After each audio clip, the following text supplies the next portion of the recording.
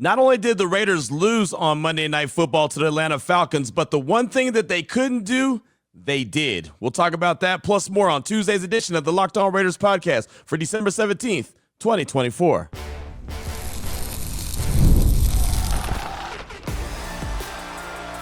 You are Locked On Raiders, your daily Las Vegas Raiders podcast, part of the Locked On Podcast Network, your team every day.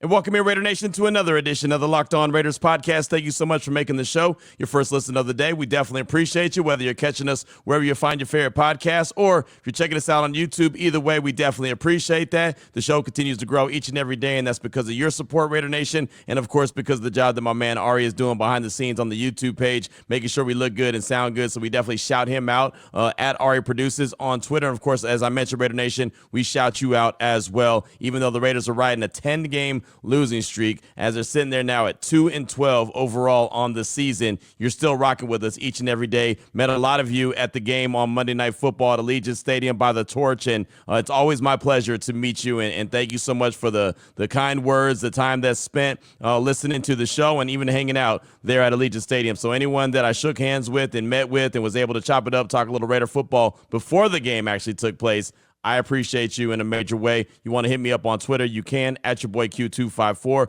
And, of course, if you want to be a part of the show, we've got the Locked On Raider podcast voicemail line at 707-654-4693. As a matter of fact, that's how we'll close out today's show with your feedback, your calls and texts. 15-9, the Raiders did lose to the Atlanta Falcons on Monday Night Football. Very underwhelming game, to say the least. So segment number 3, it is your time to shine, your calls and texts. Segment number 2, what the Raiders could not do on Monday Night Football on a national stage, they did. We'll talk about it and what most likely will be the results because of that performance and, well, obviously more throughout the course of the season. But that'll come up in segment number 2. Here in segment number 1, news and notes of the day, which is just really a recap of what we saw from Monday Night Football. Before we jump into that, though, I do want to tell you that the title sponsor of today's show is Game Time. Download the Game Time app, create an account, use promo code LOCKEDONNFL. It's all one word for $20 off your first purchase. And before we jump into the news and notes, and again, it's just talking about the game, the way that it shook out, the 15-9 loss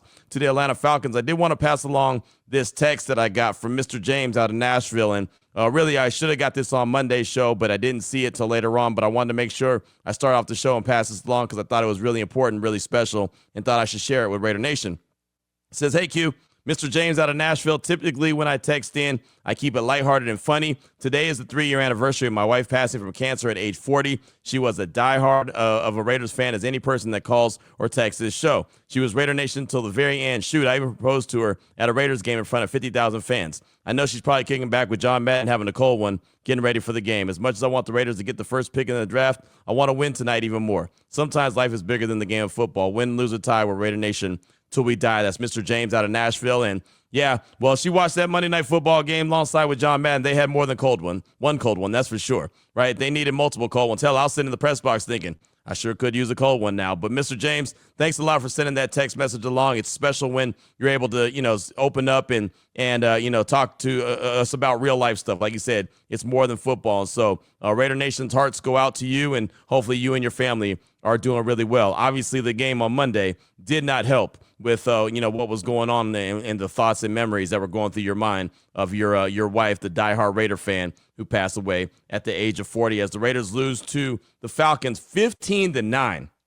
And let me tell you this, if anything, Atlanta and their fans should feel terrible, right? Because there was actually an opportunity where the Raiders could have won that game at the end, and they had no business having an opportunity to win that game at the end. Desmond Ridder did get the start, as many of us anticipated and thought. Aiden O'Connell did get out there on the field and try to look like he was trying to go through some pregame warm-ups and seeing if he was going to be able to go. Ultimately, he was inactive. He was the emergency quarterback. Carter Bradley was the backup to Desmond Ridder, and it almost looked like he was going to get into the game. And then right at the end, after the Falcons missed a field goal, he ended up getting pulled off the field, and Desmond Ridder went back into the game. Ridder went 23 for 39. 208 yards, a touchdown, 2 interceptions, had 5 carries for 28 yards. He was not very good at all. As I mentioned before, Aiden O'Connell gives the Raiders the best chance to win. Desmond Ridder, not so much. And there's a reason why he's the ex-Atlanta Falcon quarterback. There's a reason why he's an ex-Cardinals quarterback. He's just not that good. And that was on full display on Monday Night Football. Just was not a very good performance from him. The Raiders' running game never got cooking either. They ran the ball 22 times for 65 yards. Sincere McCormick, a guy that I was really paying attention to, hoping he was going to be able to, continue to build off what he had been doing the last handful of games, had 7 carries for 8 yards and left the game with the ankle injury and did not return. So, again, another injury for Sincere McCormick, and that's really been the story of his young career so far. More time injured than he's been on the field. And like Lincoln Kennedy always said, you can't make the tub in the club. And that's unfortunate. I'm not trying to be cute and rhyme, but that's the reality of it. And like I said, Lincoln Kennedy joins the show all the time and tells me that, Q, as great as these players are, you cannot make the tub, or the club, I should say, in the tub. It's just not going to happen. And unfortunately for Sincere McCormick, same old, injured, and he's out of the game. And, we'll see if he gets an opportunity to come back before the season's over, or if inevitably it's going to hold him out the rest of the way and slow down his opportunity, his progress that he was making. Jacoby Myers, he's the constant, 5 catches, 59 yards. Brock Bowers, 3 catches, 35 yards. He only had 6 targets on the day. I think if I'm a quarterback getting a first-time start, that's the guy I'm looking for. I'm looking for Brock Bowers, and I'm looking for Big Mike, Michael Mayer. Those are security blankets. Tight ends are always a quarterback's best friend, obviously a run game as well, but you should be looking for the tight ends early and often. So Jacoby had 5 catches for 59 yards, Brock Bowers 3 catches for 35 yards, and Amir Abdullah, who did the heavy lifting, a lot of Desmond Ridder checkdowns to Amir Abdullah, 7 catches for 58 yards. Defensively, the Raiders came away with 3 sacks of Kirk Cousins. Adam Butler got 1, Jonah Lalu got 1, and Tyree Wilson got 1, and Robert Spillane had an interception. And that interception started the second half of the game. The Raiders went into the locker room, and they had a terrible sequence right before before halftime. They got the ball back with like a minute 58 and didn't do a whole lot of anything with it. Next thing I knew, I look up and I was like, there's only 26 seconds left. They haven't even hit midfield yet. Like what's going on? Like they're I don't know what happened to the point where so much time went off the clock really quickly, but it was just bad. Then they go into the locker room with nothing. The Falcons get the ball to start the second half, and Kirk Cousins immediately throws the interception. Robert Spillane made a really good play, but they didn't do anything with it. So they ended up giving the ball right back. Also, special teams wise, usually the Raiders are really good when it comes to special teams. Their special teams were special, all right, on Monday in a bad way. They had 3 kicks blocked. You heard me right, 3 kicks blocked. If you did not watch the game, don't go do it now. 2 punts were blocked. A.J. Cole punts were blocked, and an extra point late in the game of Daniel Carlson was blocked as well. 3 times. There's teams that don't get 3 or 2 punt blocks in a season. Sometimes there's teams that don't get 1 in a season, let alone get 2 in one game, right? I mean, the Raiders haven't blocked a punt yet this season. They got 2 blocked in the same game. A.J. Cole got 2 of them blocked. Was not happy after the game, tried to talk to him. He gave very, very, very short answers. Didn't have too much to say. I understand the frustration, but didn't have really too much explanation on what went wrong. Basically said that they're going to get back, look at the film. Wasn't a whole lot he can identify from the iPad, so he's got to get back and see exactly what went wrong. But you can clearly see the frustration on his face. Daniel Carlson, the same. He did give us a little bit more explanation of what was going on, but clearly both those guys who are specialists, really good players in their respective positions, the punter and the kicker, did not have a very special day in a positive way for the Raiders on Monday Night Football. So they just did not have a good day at all. They also gave up big kick returns, 2 for 66 yards, with 1 being 38 yards, and it was right up the gut. So, again, special teams led by Tom McMahon was everything but special for the Raiders on Monday Night Football. And I'll tell you, there was no energy in the building. It was just lackluster. I mean, even Atlanta fans were pretty quiet because there was just no activity. I mean, look, when the score is 15-9, it tells you all you need to know about the game flow. It just wasn't really there. And it was one of those Raider games, and we'll talk about it a lot more coming up in segment number 2. One of those where I wasn't feeling the juice in the building. Regardless of where the juice came from, it didn't feel like there was any of it in the building. Again, we'll talk more about that coming up in segment number 2. Also, I wanted to update the Raiders draft spot. And of course, there's a lot of different, just different outlets that are reporting different things. So I'll just go ahead and give you all of them right off the top.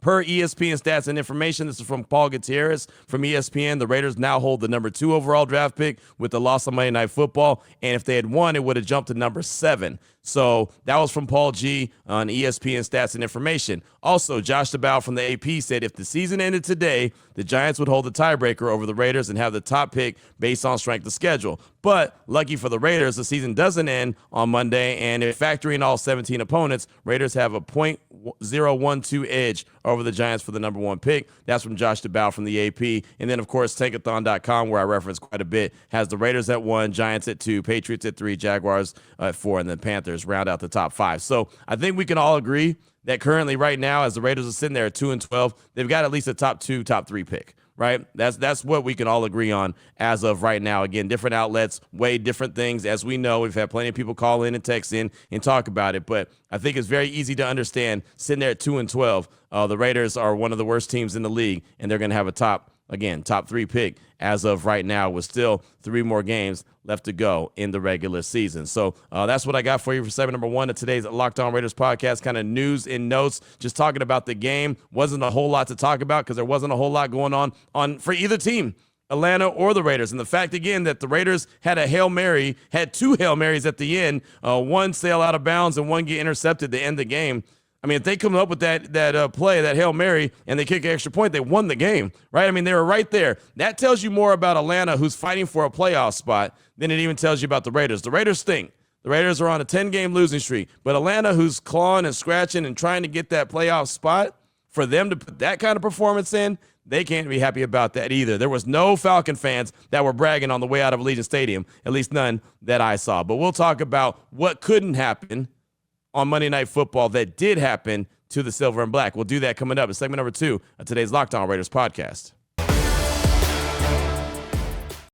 Before we get to that, though, I do want to tell you about a couple of great sponsors here on the Locked On Raiders podcast, including Game Time. Game Time is focused on togetherness. This holiday season, that means when you bring people together at live events, the experience is that much better. And it makes the perfect gift. Game Time has a new feature called Game Time Picks. It makes getting tickets for live events even easier. And it has a filter that will filter out all the fluff to show you only incredible deals on great seats so you don't have to waste time searching through thousands of tickets. The app has all these different features that I'm really a big fan of. The Game Time Picks obviously is great. All-in pricing, so you get to see the total up front with no surprise fees when you go to check out. Like I go to Nike.com all the time. I have the Nike app on my phone, and it always says like estimated price. Then also when I go to check out, it says total price. I was like, whoa, that estimation wasn't even close. Well, the good thing is with Game Time, all-in pricing, you don't have to worry about that estimated price and that real price. They actually give you the real price up front before you go to check out. They have the lowest price guarantee, or Game Time will credit you 110%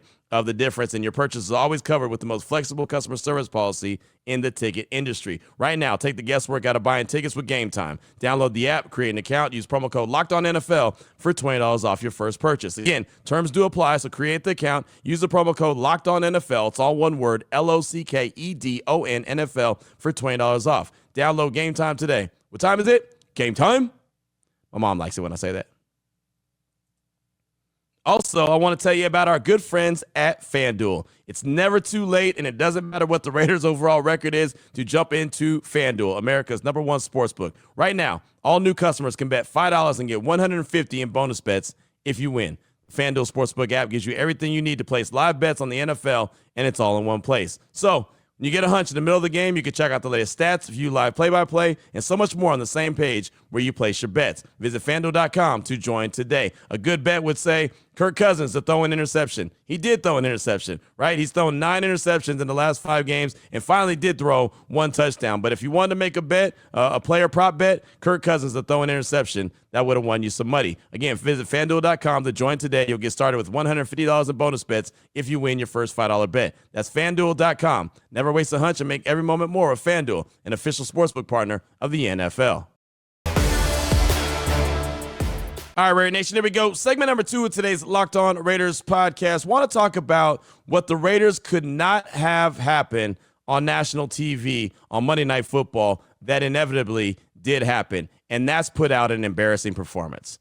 You just couldn't do that. That was something I was concerned about the week before, week 14, when they played Tampa Bay and they got down 14-0. I thought, well, boy, Here goes the really bad embarrassment, the blowout special on TV, the one that just looks like the guys have checked out, they're not ready to play. And to their credit, they battled back. And even though the game was not a blowout, again, 15-9, the Raiders still had an opportunity to win the game in the end. The style in which they were playing, the way that it looked, the fact that the building had no juice, the fact that the press box wasn't really amped up. I mean, I'm sitting there and I'm always fired up to be at a game. I'm always fired to be blessed to be in the situation where I could be in Allegiant Stadium watching the game and calling that my job. But I'll tell you right now, as I was sitting there, I kept thinking, like, what is going on with this team? What is going on with this game? It just did not feel like there was any sense of urgency.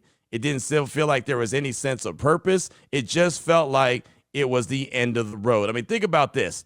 3 kicks blocked, right? 3 kicks were blocked, 2 punts and an extra point in a game, right? That's one of the massive just mistakes and problems that happened for the Raiders on Monday Night Football. Twice, Amir Abdullah, who's a 10-year-plus vet in the league, fielded a punt inside his 10 and one inside the 5. And the one inside the 5 resulted in a safety on 2 bad runs up the gut. And on one of them, it got Sincere McCormick hurt, right? And that's he got stuffed, and that's when he hurt his ankle, went into the locker room and never came back out, was ruled out. But that's a 10-year-plus vet, fielding a punt inside the 5, inside the 3. Like, you just don't do that, right? They always say, put your heels on the 10-yard line. If it sails over your head, you let it bounce and you hope it goes into the end zone. And if they down it at the 3 or 4 or whatever, they made a good play. So be it. And that actually happened later on in the game when Jack Jones was back there receiving a punt. That he let the ball drop as he should, and it rolled, and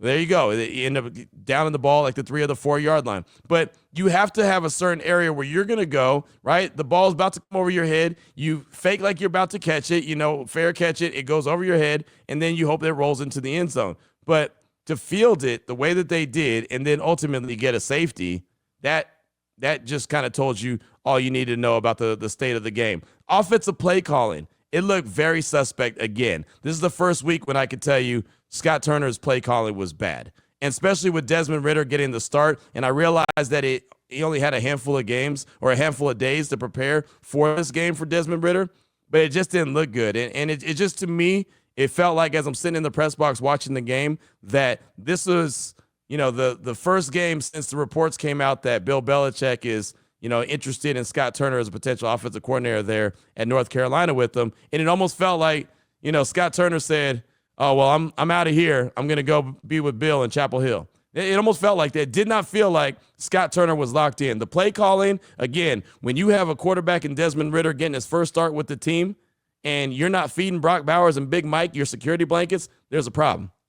If you're a quarterback trying to prove that you could be the guy, you should be looking for Brock Bowers. You should be looking for Big Mike. You should be looking for guys that are your go-tos, again, your security blankets. And it just didn't happen. Bowers, 6 targets, 3 catches. Mayer, 2 targets, 1 catch. That's not enough. That's not enough. And for a guy in Desmond Ridder who threw the ball almost 40 times, that's how you distributed the ball to your tight ends, a total of 8 targets?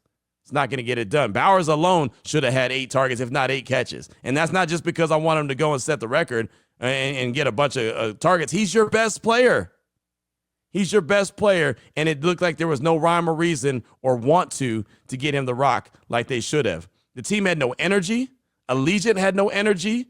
The fact that Falcons are a bad team and the Raiders were still in it in the end, that's on them. But it's still, I mean, when the fans got loud, they got loud, but you could just tell that it was one of those, yeah, I know it's 3rd and long, I got to get loud. You know what I mean? It wasn't like a crowd that was really into it. Sometimes I can sit in the press box and the juice of the crowd gets you so fired up that you're ready to go. And I didn't feel that. At any time in the game, I was sitting there next to Ryan Hogue, former Raiders wide receiver, drafted in 2003, Mr. Irrelevant. He comes on my radio show twice a week. He did the pregame show with me leading into the game, and we were sitting there, and he said, "Q, is this the first time in a long time that you haven't been like fired up for a Raider game?" And I said, "Yeah, it feels like the season was over. For the first time this season, it felt like the end." And I know that there's still 3 more games left, but it literally felt like the end as I was sitting there. It felt like the inevitable that they were going to go into the locker room and clean out their lockers after the game. That's what it literally felt like. They looked lifeless. AP looked like he was over it. Every time I saw the camera flash to him, as we have TV monitors in the press box as well, looked like he was over it. MD, when you saw Mark Davis in his box, looked like he was over it. Again, it just felt like the end of the road was there. It's like when a relationship is done and you're just like, okay, we're going to break up and go our separate ways and we're going to be better for it. That's what it just felt like the breakup was coming, right? It just felt like everyone was okay with that and comfortable. It's almost like my school career when I knew that, I knew I wasn't going to pass that class. I knew I wasn't doing very good. I knew that there was really nothing I could do at that stage of the game to get my grade where it needed to be. So I just said, all right, I'll just chalk it up. I know what it is. Mama Q knows what it is. Pops knows what it is. Not very good student, right? And so I'm just going to have to chalk that up to an L, and I guess I'm going to be grounded a little bit longer, right? I mean, it was one of those things. When you know that there's nothing that you can do to fix anything, it's just like, well, all right, now what? It really felt like that. That was the one thing that couldn't happen. And, talking to different people in the press box, I said, this is the first time I felt this all season. And we've had plenty of conversations on this show, on my radio show, sitting around a bar, whatever the case may be. Is AP coming back? Is he not coming back? I had that conversation at the Torch many times on Monday before the game. And, I've continued to say, I hope he does. I think he could be a really good coach. But what couldn't happen for him in his efforts to keep his job was what we saw on Monday Night Football. The team just looked like they were over it. And that does not bode well for him. Now, do I think that Mark Davis is going to just sit there and say, all right, well, we're going to move on from you now and let the last 3 games of the season go with someone else as the interim head coach? I doubt that. I really do. I mean, we'll talk to AP. We're scheduled to talk to him at 11 o'clock this morning by way of Zoom. So I'm assuming that that's going to go off without a hitch and be no problem. I don't see MD making that move because at one point, does it matter at this stage, right? They're 2-12. They're riding a 10-game losing streak. I keep saying winning streak because I think in my mind I want them to be winning so bad. But they're not, obviously. It just felt like this was almost the nail in the coffin. And like I said, as much as I have said that I would like to see AP come back, I know that he's had a lot of things stacked against him this season. What he couldn't do was have that team look flat. What he couldn't do is have that team look unprepared. What he couldn't do is let his special teams unit let him down multiple times by way of kick return and kick blocks, right? I mean, there was a time, as Daniel Carlson told us in the locker room on the extra point attempt, there was only 10 guys on the field. That's not okay. That's on coaching, right? I mean, look, I didn't play football very long, but I played it long enough to know that when it was time for the special teams unit, all right, it's third down. All right. Punt coverage, punt team, get lined up. Everyone get lined up, right? Somebody does that. Somebody's supposed to make that call, whether that's a coach, whether that's the snapper, the holder, whatever the case may be. Like on a field goal, the holder's supposed to count, but they had 10 guys on. They had 10 guys on the field. They get an extra point block. Then they have, 2 punts are blocked. Like that just can't happen. They have kick returns come back, 30-plus yards on kick returns. Like it just didn't look inspiring at all. Right? They run the ball up the gut from the goal line, gets a safety. I mean, just everything that could go wrong went wrong for the Silver and Black, and it just was very, uninspiring. And the fact that the Falcons allowed them to hang around told you a lot more about them than it even told you about the Raiders. If they sneak into the playoffs, they're one and done because they are not very good. They being the Atlanta Falcons, but the Raiders and Antonio Pierce in particular couldn't have that performance put on wax like my guy Emmett Golden from ESPN Cleveland likes to say, put it on wax. Well, that's what AP didn't want on wax. Is that what we saw on Monday night? So that inevitably, if his fate wasn't already sealed, that probably sealed the deal for him. And I hate to say that. I don't champion for anyone to lose their job. I'm not that guy. I've been very supportive of AP, but I think when the evaluation season, as this has been for now, 2 months, continues to roll on, and Mark Davis sits down, and again, on national TV, you get embarrassed by that lackluster performance. I had people texting me during the game saying, man, this is setting football back 50 years. People I really respect in the industry, right? Sports media telling me this game is setting the NFL back 50 years. This is how bad this is. That's an embarrassment on national football. That's on national TV. That's an embarrassment. You can't have that. Again, not pounding the table for AP, not trying to all of a sudden turn on him. I just know that what he couldn't have happened on Monday Night Football. We'll find out what the end result is. But to me, again, just feeling the vibe in the building, feeling the vibe in the locker room following the game, it felt like that game Week 15 was a nail in the coffin for Antonio Pierce and a lot of this Raiders team in 2024. What's on your mind? What were you thinking? 707-654-4693. That's the Locked On Raider podcast voicemail line. Your calls and texts will close out the show. We'll do that next. Before we get to that, though, I do want to tell you about the college football playoffs, and it's getting closer and closer and closer. It is that time of year, ladies and gentlemen. College football playoffs is back, and with the newly expanded 12-team format, it's guaranteed to be bigger and better than ever, bringing you all the hard-hitting and high-flying excitement that you love. TNT Sports coverage of the college football playoffs begins December 21st, starting with the college football playoff kickoff show presented by AT&T at 11 a.m. Eastern, leading into their first matchup. The Southern Methodist University Mustangs, SMU, battling the Penn State Nittany Lions at noon. Then the Clemson Tigers look to upset the Texas Longhorns in a showdown at 4 p.m. Eastern. Don't miss a moment of the action. Watch the college football playoff presented by Allstate, live on TNT, True TV, TBS, and Max.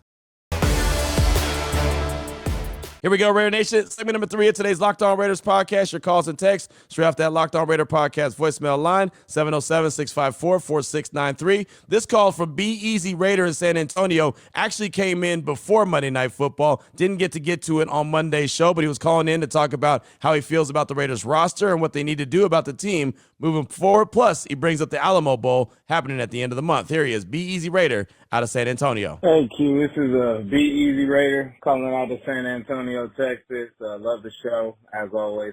I just wanted to say I'm in lockstep, basically. I think it was Sucker Free. I just listened to his call a little while ago. I'm in lockstep with his thoughts on the Raiders and what they got to do moving forward. They don't have depth, like you said. Hopefully they keep some continuity with this coaching staff and with Telesco, or at least with the coach, with AP and Telesco, and they start building up that depth. And then, yeah, they might be able to take on some of the injuries that I think I heard someone else say the other day, the Lions, they use the Lions as an example, like, oh, look at their injuries and they're still winning, and how come these injuries are killing the Raiders? And I'm like, yeah, but their whole offense is a bunch of all-pros. They got St. Brown, they got their whole O-line is a bunch of all-pros, they got their starting quarterback, they have depth. So they could withstand a lot of those injuries.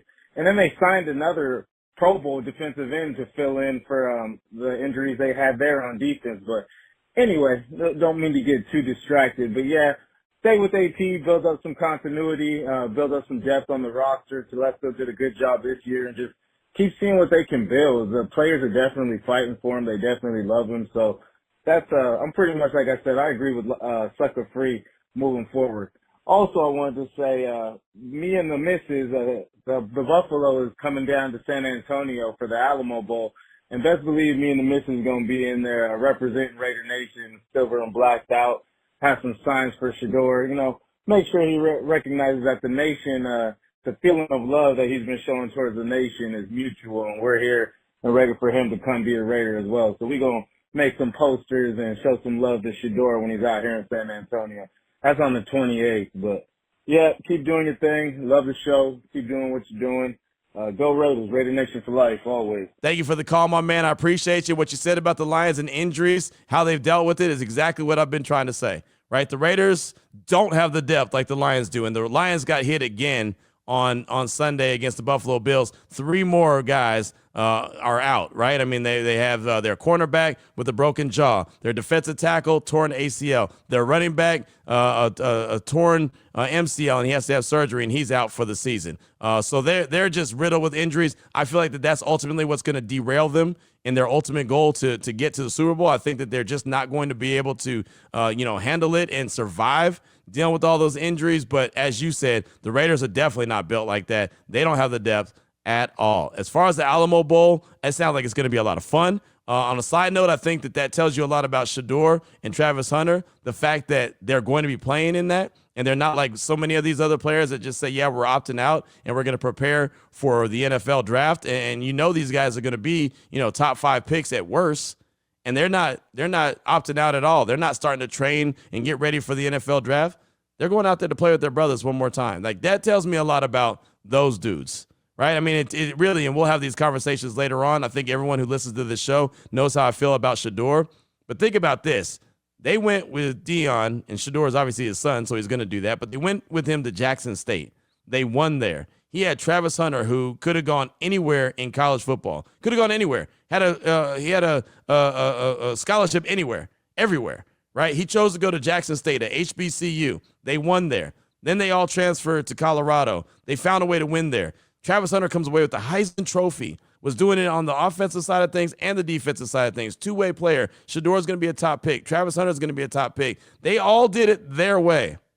Like, that's, one, a lot of confidence in Deion Sanders to, roll out the plan and them trust him and him go out there to be able to execute it, but also just a lot of credit to them as well for the hard work that they put in. And now to continue and not dip out on their brothers, but playing the bowl game, to me, that means a lot and shows a lot. So enjoy that game for sure. And as we know, the draft conversation will come fast and furious as the Raiders have 3 games left in the regular season. Up next, got a text from Raider Gotham. Hey, Q, it's Raider Gotham from New Jersey. One question. Who is our special teams coach? Go Raiders. That's Raider Gotham. That would be Tom McMahon.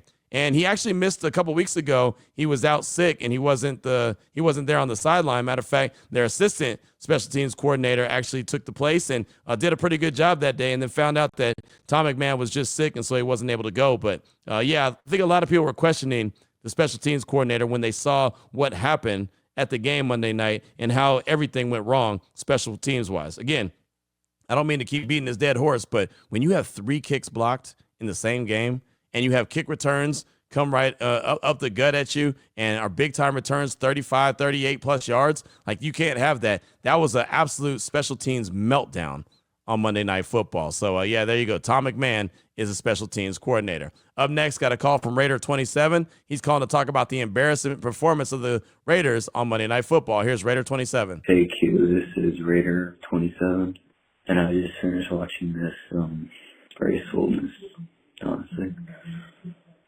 It was not good. To be honest with you, I'm not surprised that they got embarrassed as usual, but I did expect them to do better because of Kirk Cousins' current situation, he's been doing pretty bad. But I was expecting the defense to take advantage of it, but they did a little bit with that pick.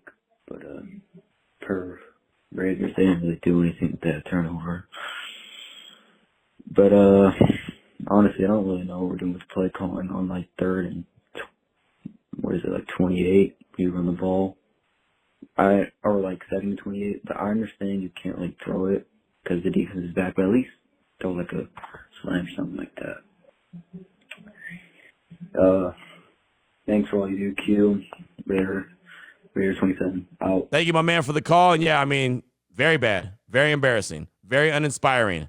Again, as I mentioned in segment number 2, it felt like the nail was in the coffin, that type of game. It felt like the players had accepted it. It felt like the coaches had accepted it. It even looked like when Mark Davis was, shown on the screen when we were in the press box, it even looked like Mark Davis had accepted it. And what I hate about the whole thing, and I probably should have said this to start segment number 2, I hate it for the fans. I hate it for Raider Nation that showed up, spent their money, arrived at Allegiant Stadium, met me at the Torch, hung out, chopped it up. See you get dressed up and go out there and bring your kids and, give them an experience that they haven't had before just for that kind of performance, for them to do absolutely nothing for you. I hate that for Raider Nation. At least I look at it and say, hey, this is my job. I love my job. Obviously, I'm passionate about my job. If you love it like I do, it's not really like working. But at the end of the day, at least, if they lose 10 games in a row like they have, I can say, well, it's my job, right? It's my job and I'm going to keep doing it, as opposed to, what Raider Nation is doing as just a fan that's trying to see their favorite team and want to see the results, which is wins, right? So I hate that for the fan base in general. And the Raiders as a team need to do better for you. You deserve better. There's no doubt about that. Up next, got a text from Jimmy S. in Houston. Q, mild curiosity. Is it on the player or the special teams coordinator fair catch a punt on the 3-yard line? What are you guarding against? Having the ball being down at the 2? That's from Jimmy S. in Houston. And again, goes back to Tom McMahon in the special teams unit. But Amir Abdullah, as a 10-year-plus vet in the league, knows that you're not supposed to fair catch the ball on the 3-yard line, 4-yard line. You're not supposed to do that, right? Again, you have your heels on the 10-yard line. And if it goes over your head, boom, okay, it rolls into the end zone. You hope it rolls into the end zone. If they down the ball, so be it. But you cannot do that. And they did it multiple times. You just can't do that. That's not going to work. And you saw the results where they end up giving up a safety, giving the ball back to the Falcons. Like, you just that can't happen. But that's a combination. The 10-year plus vet knows better, but the special teams coordinator is always supposed to be saying, hey, back up. Okay, stop, right? And communicating with the punt returners, kick returners, everyone. It's almost like air traffic controllers, when they're here, left, they're all right. They got the little batons. Guys on the sideline, special team coordinators, they're assistant coaches. They're waving. Okay, go back this far based off who's about to kick the ball. We've done the film study. We know what their average is. Okay, this is where you should be. And the Raiders just absolutely blew it. There's no other way to put it. They blew it on Monday Night Football. Up next, got a call from Raider fan in Utah. He's calling to talk about the draft and an option he thinks the Raiders might have in round 1. Here he is, Raider fan in Utah. Hey, Q.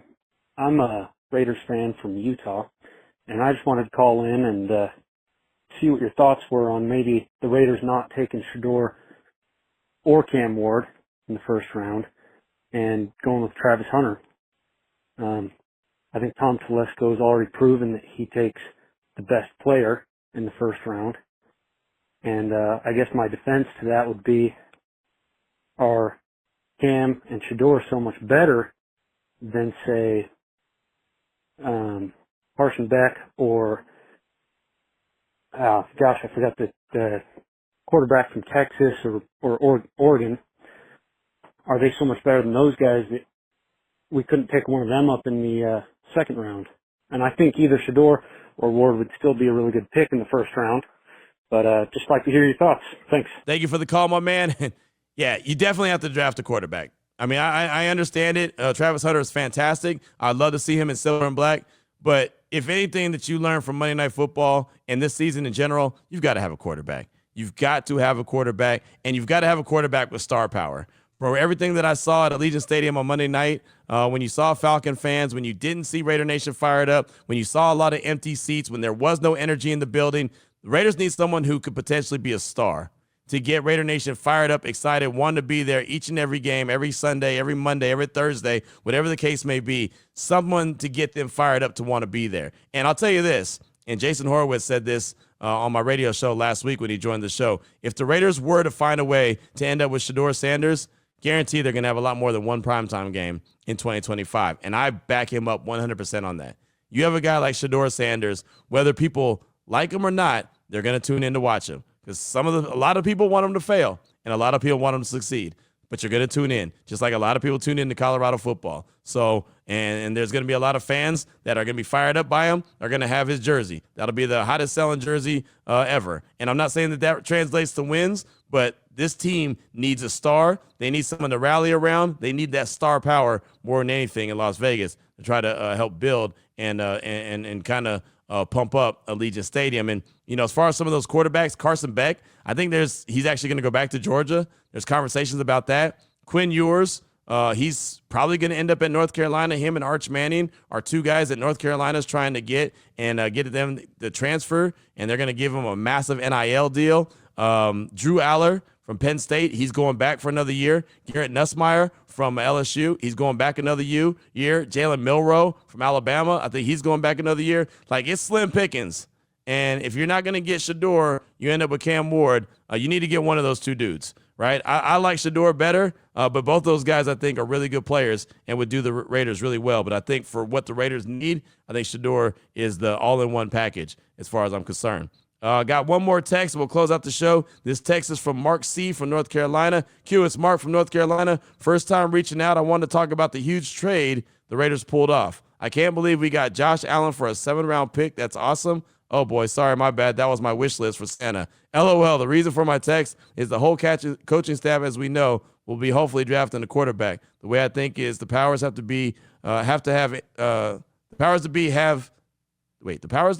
any doubt. Okay, the way I think is if the powers to be have any doubt that AP and the staff is not it, then cut them loose. We don't need a Chicago situation where they keep the coach, then fired in midseason. That stuff never works for a young quarterback. That's my opinion. Let me know what you think. That's Mark C. from North Carolina. Sorry for the whole fumble there on the text, but it kind of came out a little wonky. But I get what you're saying, and that's something that I've talked about before. You don't want to have that Chicago situation. So Again, I kept saying that AP has to roll out his plan, who he's going to hire, who he's going to, really let coach up the young quarterback, whatever the case may be. But again, after Monday's performance by the team in general, if there was any doubt in Mark Davis's mind that he, was thinking about not bringing him back or whatever the case may be, that performance on Monday Night Football may have just sealed the deal. Again, the decision might already be made. And it very well, maybe not, maybe it's on the fence, but I feel like that performance on Monday Night Football pushed that decision a little bit closer and almost made it the inevitable by what they did and what they didn't do on Monday Night Football. So it feels like it's probably headed for a house cleaning as far as I'm concerned. But thanks so much for that text. I do appreciate you. And that's all I got time for on today's show. And hate that, we're talking about another loss. Hate that we're talking about a lackluster performance, especially for Raider Nation that was in the building. But inevitably, that's what the Raiders put on wax. We'll be back tomorrow with more calls, more texts, more news, more notes. We meet with AP at 11 o'clock this morning. I've got to do Greeny's show on ESPN, filling in for him, 7 a.m. to 9 a.m. Pacific time. Then we're meeting with AP at 11 a.m. We'll see what he's got to say about the performance and how this team moves forward. And, of course, we'll have plenty of that on the show as well. It's going to be a short week since the Raiders played on Monday Night Football, so we'll be turning the page to the Jacksonville Jaguars sooner rather than later. And, boy, how are you going to get fans to go to the game on Sunday to see a lowly Jags team and a lowly Raiders team? That's not going to be an easy task. We'll talk about that as well. So until tomorrow, Raider Nation, take care of yourself, take care of your family, love on your family. More importantly, as always, just win, baby.